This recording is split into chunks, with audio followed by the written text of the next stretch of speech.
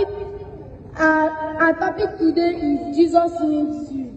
Our text is not from Revelation 3:20, and it says, "Behold, I stand at the door and knock. If anyone hears my voice, I will eat with him and he with me."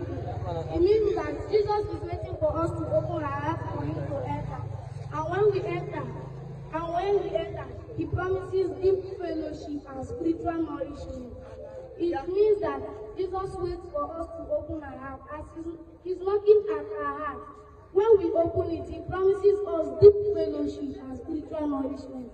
If you are a believer and you distance yourself from God, this verse reminds you that Jesus is still waiting. If you are a sick man and Jesus is knocking at your door today, open it and get healed.